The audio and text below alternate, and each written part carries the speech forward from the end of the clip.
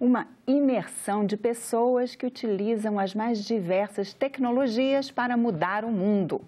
Isso é a Campus Party, um festival de inovação, criatividade, ciência e educação que tem como missão ajudar a criar espaços para que a energia das novas gerações possa encontrar um lugar para reescrever o código-fonte do mundo. No Cidadania de hoje, nós recebemos Tiago Jarjur, embaixador da Campus Party Brasília. Olá, Tiago, seja bem-vindo à Cidadania. Muito obrigada por vir aqui mais uma vez conversar sobre a Campus Party. Muito obrigado, sempre um prazer enorme estar aqui com vocês. E essa já é a terceira edição que acontece em Brasília. É a nossa terceira edição da que a gente chama CPBSB, né, Campus Party Brasília. Começou em 2017. Esse evento que, na verdade, veio para o nosso país em 2007, né, tendo início em São Paulo, que é a CPBR, a Campus Party Brasil. E a gente lutou bastante para trazer esse evento para Brasília, entendendo a lógica de que Brasília é a nossa capital e de que aqui está se desenvolvendo um ambiente de inovação, um ecossistema de empreendedorismo e que as novas gerações não têm como foco principal pensar no concurso público, elas têm muita vontade de empreender. E o empreendedorismo do futuro é digital, a gente sabe que isso é uma tendência. Então, a ideia de trazer a Campus Party para Brasília foi discutir, trazer as discussões, na verdade, da campus para cá. O que são as novas tendências? Quais são os novos modelos de negócio? O que é o tal do mindset, né, que está muito em voga esse termo? O que é o mindset do século XXI? E trazer isso principalmente para as novas gerações. Muitas pessoas acham que a Campus Party é uma feira de business, de negócios, e ela não tem esse viés. Isso é o mais interessante. A Campus Party ela é considerada o maior festival do mundo de criatividade, inovação, tecnologia e educação digital. Então, é a gente trazer essas discussões para as novas gerações, apontando para eles, de repente, um caminho, né? Você não quer fazer concurso público, você quer ser um empreendedor, você pode empreender nessa e nessa área. Muitas pessoas, principalmente das novas gerações, acham que inovação anda sempre e absolutamente de mãos dadas com a tecnologia. Então, assim, como é que eu vou inovar se eu não sou programador, se eu não sei programar um aplicativo? Não é a única forma de inovar, não é através só da tecnologia. Você pode pensar fora da caixa de inúmeras maneiras. Na última edição da Campus Party, eu tive amigos meus que mexiam com arquitetura, que mexiam no ramo do direito e foram lá só para dar uma curiada, para aprender um pouco, né? E ficaram encantados, porque lá você tem discussões de todos os níveis, em todos os aspectos. Vamos falar de direito, a gente tem as legal techs. Vamos falar de arquitetura, a gente tem discussões de cidades inteligentes e humanas. E por aí vai, o campo é extremamente extenso. Que seria, então, assim, a tecnologia aplicada nos diversos, qualquer tecnologia em qualquer área. A tecnologia aplicada, né, em qualquer área. A gente hoje tem discussões muito grandes, né? Nós estamos aqui na TV Senado, que estava presente na última edição, inclusive o Congresso Nacional estava lá com um hackathon, que é uma maratona de inovação, discutindo transparência, né? A gente teve discussões lá sobre redução do lixo, né? O que fazer com os resíduos sólidos. Então, a gente teve um hackathon sobre reciclagem, né, de resíduos sólidos. Então, você pode aplicar tecnologia para o bem social, para o bem comum, em todas as áreas. Você vai desde a saúde, a arquitetura, ao direito, aos serviços públicos, à transparência, que eu acho que hoje está muito em voga nessa discussão da transparência. A tecnologia nos possibilitou isso, haja visto o que acontece nas redes sociais, né? Acontece um fato grande ou de muita importância, de muita relevância, em muito pouco tempo, em minutos, o país inteiro está sabendo. Então, todas essas discussões acontecem dentro desse ambiente da campus. Eu falo que a Campus Party, ela é o principal ecossistema que eu conheço, que é criativo, colaborativo e compartilhado. E numa época que a gente fala muito de economias colaborativas e do compartilhamento, é ali que essas discussões estão acontecendo. Então, a gente quer trazer as novas gerações para participarem disso. E quando você falou em mindset, isso seria a configuração da mente? Qual que é esse novo mindset, então? O mindset nada mais é do que uma espécie de programação mental, realmente, como você falou, configuração da mente. E que se a gente fosse traduzir, a melhor palavra que se aplica é mentalidade, né? Então, essa mentalidade do século XXI, ela é extremamente interessante.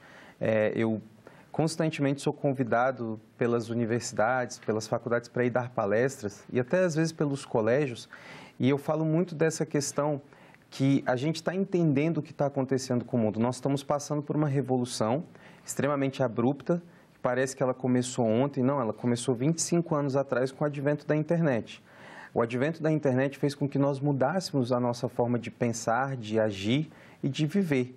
Haja visto a história dos smartphones, que a gente fala, o iPhone inaugurou a era dos smartphones como a gente conhece. Hoje a gente tem outros, né, smartphones tela touch, mas isso mudou a forma como a gente pede um táxi, né, um transporte, isso mudou a forma como a gente se relaciona com o banco, como a gente se hospeda quando a gente vai para algum lugar e inúmeros outros serviços. Tudo, então, até como a gente pensa, né? Porque é como se fosse uma memória externa, né? Exatamente. Você esquece uma coisa, dá uma olhadinha como a gente se comunica. Eu brinco que, não que eu seja a favor, eu não sou, mas até como as novas gerações estão se relacionando, buscando relacionamentos, né? Eles têm feito isso por aplicativos. Então, isso está mudando muito. Mas, ao mesmo tempo que há uma corrente que se preocupa, e eu também me preocupo com essas mudanças da tecnologia, tem muita coisa boa acontecendo. As novas gerações, eles já nasceram, quando a gente fala da geração Z, da geração do milênio, né, os millennials, eles já nasceram na era da internet. Eu brinco com eles que eles desconhecem completamente o que era ficar horas na frente de um computador ouvindo um barulhinho para lá de chato, para conseguir se conectar e você cair várias vezes da rede enquanto você estava navegando. Eles desconhecem isso completamente. Eles já nasceram na era da internet. Essa galera não sabe o que foi a Barça ou o que era uma enciclopédia britânica ou Columbia para pesquisar as coisas. Eles têm tudo ao alcance de um toque, no Google ou no Wikipedia. Então, essa mentalidade está sendo construída de uma forma muito colaborativa e compartilhada. Quando você pega, por exemplo, o Wikipedia, o lema do Wikipedia é a enciclopédia livre.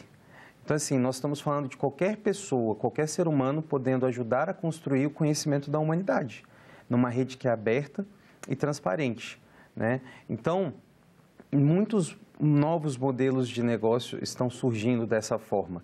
Eu gosto de dar um exemplo muito legal, que a gente ainda conhece pouco no Brasil, mas tem um teórico muito famoso, mundo afora, chamado Jeremy Rifkin, esse cara é muito respeitado, que ele fala que até a minha geração, que é considerada a geração Y, né, pessoas que nasceram entre 1980 e 94 aproximadamente, a primeira noção mais séria que nós tínhamos de propriedade privada era enquanto criança.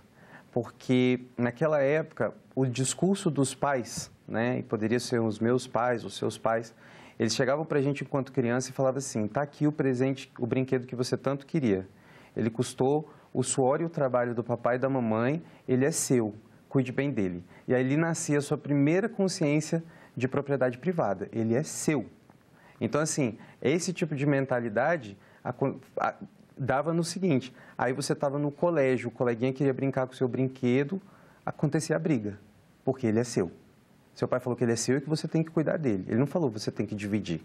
Hoje, você pega sociedades como a europeia, por exemplo, tá havendo uma mudança muito grande de cultura, porque começaram a ver os sites de compartilhamento de brinquedo. Então, os pais chegam lá e falam assim, está aqui esse brinquedo, você cuida bem dele, porque amanhã você vai enjoar dele e outra criança talvez vai querer. E a gente vai colocar ele num site de compartilhamento e você vai trocar esse brinquedo com outra criança.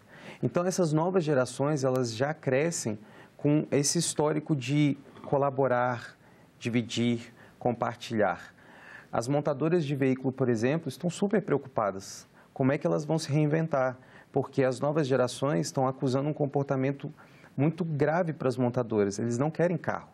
Porque carro gera despesas enormes. Se você for parar para pensar, para você ter um carro, você vai pagar prestação, você vai pagar seguro, você vai pagar manutenção, além da dor de cabeça de trânsito, engarrafamento e problema para estacionar.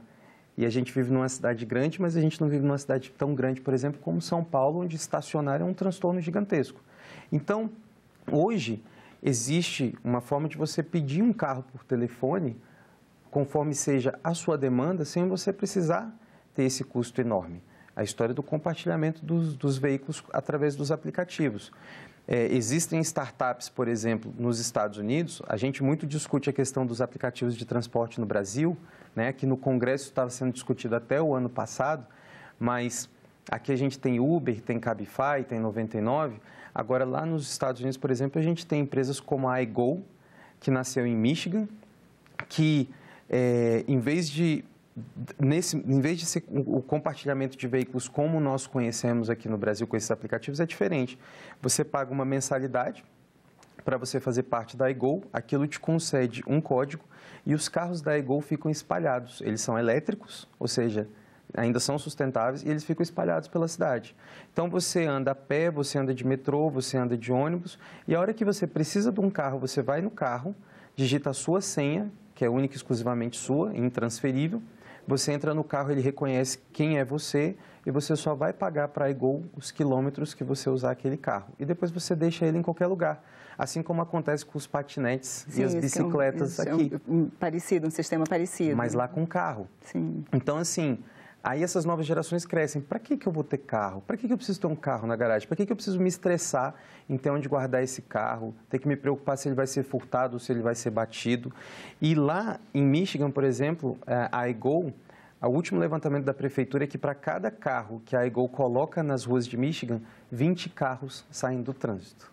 Então, a discussão é essa: como transformar a nossa cidade numa cidade melhor através do compartilhamento dos serviços, né? Dos carros, do transporte público. E esse é o mindset do século XXI. Eu poderia citar inúmeras iniciativas, mas eu tenho que puxar a sardinha também para o nosso lado e fazer uma propaganda. A gente fala muito de iniciativas lindas que acontecem lá fora. Eu ontem escrevia um artigo sobre um site chamado Copia, né, que é uma iniciativa linda que nasceu na Califórnia. E o que o Copia faz? Eles falam que o problema mais burro que existe no mundo é o problema da fome. Porque a gente produz 3 vezes quase a necessidade de comida que a gente tem para alimentar todas as bocas do mundo. E tem gente que ainda passa fome. Então, eles identificaram que o problema não é a produção de comida. O problema é conectar de forma inteligente quem tem abundância e quem tem escassez. Então, por exemplo, nos Estados Unidos, eles identificaram que o desperdício é gigante, e a gente sabe, né, que os americanos desperdiçam muito. Então, o que fazer com esse tamanho desse desperdício? O desperdício vira lixo, lixo custa caro para ser processado, ainda emite gás carbônico na atmosfera que polui o nosso ar, e eles criaram um site onde os estabelecimentos como hotéis, como restaurantes, cafeterias, eles aderem ao serviço deles, ao site, e quando eles são acionados, um carro deles vai e busca todo o desperdício que poderia ser desperdiçado, fazem uma triagem, selecionam, montam refeições e entregam para as pessoas que têm escassez de comida, que se inscrevem lá no site e falam: eu preciso, para mim faz falta. Existe segurança jurídica para ambas as partes, para quem doa, para quem recebe. O site se responsabiliza por isso e eles já chegaram à marca de 900 mil refeições entregues. Quando a gente fala de uma iniciativa dessa, e é um site que dá dinheiro, porque ele é mantido com doações. Pessoas doam para que aquilo continue acontecendo. Aí a gente fala de uma iniciativa dessa acontecendo lá fora, mas em Brasília, né, aqui em Brasília, uma startup que eu particularmente sou extremamente fã, de garotos super jovens, chamada Ribbon, já ajudou mais de 1 milhão de pessoas na África. É um aplicativo chamado Ribbon, e o que eles fazem? Eles transformam verba de publicidade em doações. Então, eles têm um site onde grandes players, né, como grandes empresas de nível nacional e multinacional, fazem propaganda e essas empresas patrocinam o site. E qualquer um de nós que entrar lá e que assistir a propaganda de uma dessas empresas, adquire ribbons. É uma analogia com aquelas pulseirinhas de borracha que antes estavam na moda. E aí você adquire ribbons sem você gastar R$1 seu. Você está gastando o dinheiro da empresa que patrocinou o site. E aí você acumula uma quantidade de ribbons e você doa esses ribbons para alguma iniciativa de extrema pobreza na África. E eles enviam esse dinheiro para lá. Então, assim, isso está acontecendo em Brasília, sabe? Pessoas jovens, de 20 e poucos anos, antes dos 30, que estão tendo essa iniciativa. E isso está disponível, quem quiser participar, clicar, colaborar? Quem quiser, é só baixar o aplicativo da Ribbon, chama R-I-B-O-N, Ribbon, o aplicativo ou no site. Então, assim, é muito legal porque eu gosto sempre de dar exemplos de coisas, de iniciativas que têm a ver com esse mindset, essa mentalidade do século XXI, que a gente fala que é criativa, compartilhada e colaborativa. E eu tenho inúmeros cases que são de fora do país, mas tem um monte de coisa legal acontecendo aqui dentro, que eu acho que a gente tem que valorizar. Essa garotada está vindo com uma pegada muito incrível. E o que mais me encanta na Campus Party é ver essas coisas acontecendo, é ver essa garotada se conectando. E aí seria isso, então, que seria reescrever o código-fonte do mundo? Ah, não tenho a menor dúvida que sim. Eu acho que é uma questão de mentalidade, de mudança de cultura, mudança de pensamento, e eles colaboram muito entre si. Isso é muito incrível. E eu acredito que pode levar tempo, mas a gente vai ter eu acho que uma sociedade mais altruísta, mais cuidadosa uns com os outros daqui para frente. Eu falo que se não há outro jeito de mudar o mundo, hoje nós somos 7 bilhões, daqui a pouco nós seremos 10. Não há outro jeito de mudar o mundo a não ser a colaboração mútua. Essa história do umbiguismo, né, do egocentrismo, né, eu brinco, né, fubá pouco, meu pirão primeiro, que é uma cultura muito ruim, que ainda existe no nosso país, vai começar a ser quebrada por essas gerações. Não adianta só o meu bem-estar se o outro não está bem. Uma sociedade não evolui dessa forma. Eu ouvi uma vez de um pensador dentro da Campus Party que ele enxergava o Brasil como um trem. E todo trem tem sua locomotiva e seus vagões. E ele falava, o Brasil nunca vai ser um trem-bala, ele vai continuar sendo uma Maria-Fumaça se o primeiro vagão pode andar 300 km por hora, mas o último não passa de 40. Então, os últimos vagões vão amarrar sempre a locomotiva. E ele falava das classes sociais. E ele falou um termo para mim em inglês que eu achei lindíssimo. Ele falou, nós temos que cuidar das pessoas que estão sendo deixadas para trás. Então, enquanto a gente não cuidar de quem está sendo deixado para trás, de quem vive na escassez absurda, a gente não consegue evoluir numa sociedade como um todo. E com relação a isso, é até interessante que já aconteceu também uma Campus Party no norte, né, em Rondônia, que é um lugar que a gente tem pelo menos a impressão, né, quem está longe, de que tem menos tecnologia, tem menos banda larga, tem menos essas coisas da modernidade, né, as pessoas têm menos acesso. A Campus, ela ganhou uma característica própria no Brasil nos últimos anos, estar se disseminando entre os estados, né? A Campus ela nasceu na Europa e ela acontece em países. Tem a Campus Itália, tem a Campus Espanha, né? Já teve Dubai, Coreia, a do México era muito famosa, deixou de acontecer no ano passado, mas no Brasil nasceu em São Paulo, depois se expandiu para Minas, aí logo depois veio Brasília, já teve Salvador, já teve Natal. A grande novidade no ano passado foi Rondônia, né? Foi a primeira Campus Party na região norte do país, né? Foi uma Campus Party menor, né? Uma edição de menor tamanho, mas fez bastante sucesso, tanto que será repetida. Então, nós temos uma projeção continental, né? O nosso país tem uma proporção continental. E aí a Campus enxergou isso. Campus regionais não competem, por exemplo, com a Campus São Paulo, que é a Campus Brasil. Lá ela ainda é a maior, reúne em torno de 12 mil campuseiros uma vez no ano, algo em torno de 120 mil visitantes, mas eu, entendendo todo o cenário que está acontecendo em Brasília, eu disse na primeira edição que a nossa Campus, em muito pouco tempo, figuraria entre as 3 maiores do mundo. Né? Na época, eu fui olhado com bastante ceticismo por algumas pessoas, mas no ano passado, a segunda edição da Campus Party Brasília já era a segunda maior do mundo. A gente só perde para São Paulo, e a gente encostou muito, porque no ano passado foram 10 mil campuseiros e 100 mil visitantes. Então, assim, a gente está bem colado já no tamanho de São Paulo. E esse ano a previsão é que seja maior ainda? Esse ano a previsão foi uma previsão humilde, assim, da gente manter esse tamanho. Espera-se algo em torno disso, 10 mil campuseiros e 100 mil visitantes, mas a gente pode ser surpreendido. A cada ano que passa, mais pessoas conhecem. Muitas pessoas tinham receio de ir na campus porque é um evento pago. Algumas coisas têm que ser desmistificadas. É um evento que ele é contabilizado como 5 dias, mas a parte de conteúdo mesmo dura 3 dias, né? É numa quinta, sexta e sábado, durante o dia inteiro. E é um evento onde acontecem 250 palestras em 5 palcos com temáticas diferentes em 3 dias. E para isso, um campuseiro não paga mais do que R$300 para todos os dias. Então, assim, não é um evento muito caro, é um evento acessível, até entendendo a dinâmica do público. É um público jovem que não tem acesso a muito dinheiro, a maioria é universitária. E a campus tem uma área que é chamada Open Campus, que é uma área gratuita. É uma área mais de entretenimento, mais lúdica, né? É uma área que eu sempre recomendo que pais levem crianças para irem ver questões de robótica, questões de drones, de games. E ali você tem, durante todos os dias, uma exposição de startups locais que foram pré-selecionadas para mostrar qual é o novo modelo de negócio deles. Então, é uma área incrível.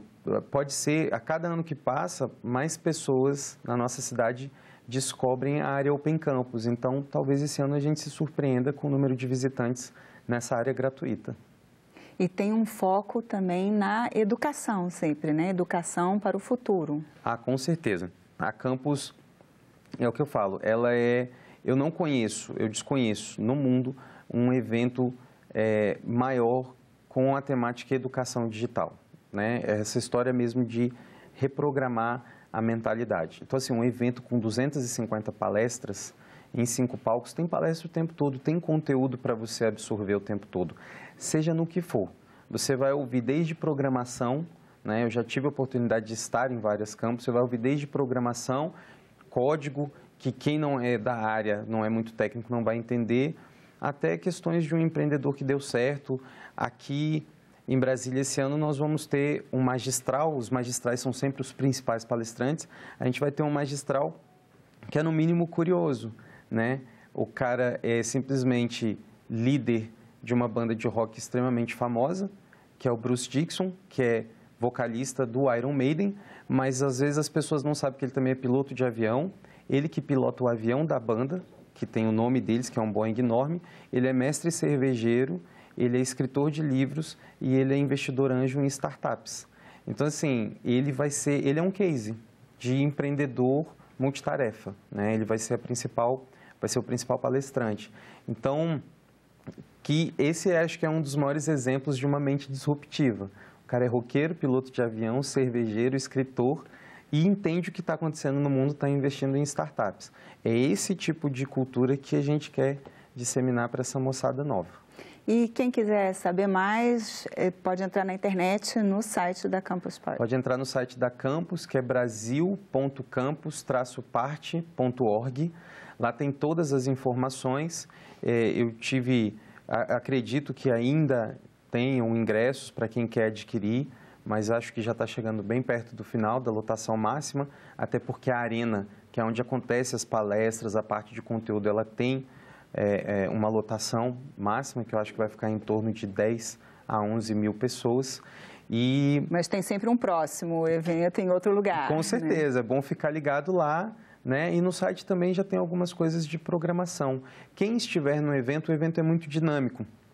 Quando a gente vai para uma campus, a gente sempre baixa no celular o aplicativo da campus, porque é muita informação, é muita programação. Então, você entra no aplicativo e você olha lá, sei lá, de 15 às 16 horas, quais são as palestras?